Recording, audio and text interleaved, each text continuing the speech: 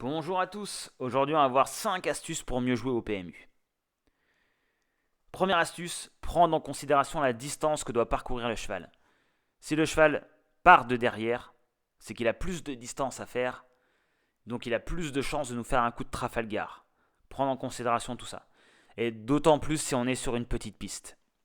Deuxième astuce, c'est une des plus importantes, c'est de bien choisir sa course. Si par exemple on a une course de chevaux assez jeunes, de chevaux de 3 ans, il faut faire attention parce qu'il y aura plus de nervosité et ces chevaux-là seront plus facilement disqualifiés. Donc il faut prendre ça en considération. Pareil, si c'est une course d'amateur, qu'on n'a pas vraiment de recul sur les jockeys, sur les écuries, il faut faire attention également. Donc à vous de bien choisir votre course. Généralement, les courses du quintet sont un bon choix. Troisième chose à prendre en considération, c'est de savoir pourquoi le cheval est là. Est-ce que le cheval est en préparation? Est-ce que le cheval est vraiment là pour gagner la course? Essayez d'avoir des indicateurs pour savoir pourquoi le cheval est là. Se poser déjà la question. Une autre astuce qu'on entend souvent, c'est de savoir si le cheval est déféré ou pas. Oui, c'est une chose très importante de savoir s'il est déféré ou pas. Mais ce qui est encore plus important, c'est de savoir s'il a été déféré ou pas les autres courses avant.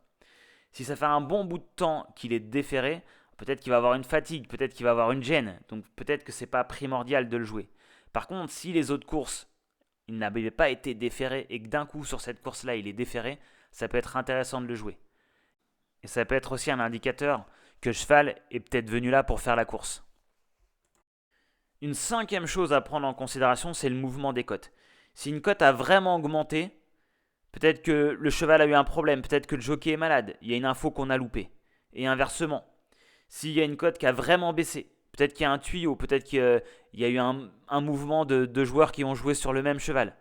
Je ne sais pas. En tout cas, quand on ne sait pas, quand on n'a pas l'info, il vaut mieux éviter de jouer.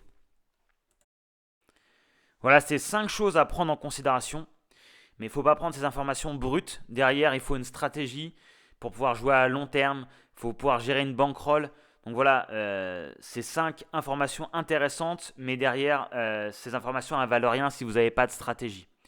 Voilà, donc j'essaierai dans d'autres vidéos de présenter quelques stratégies que je mets au point. Donc voilà, si vous aimez les petites vidéos, n'hésitez pas à vous abonner. Je vous dis à bientôt.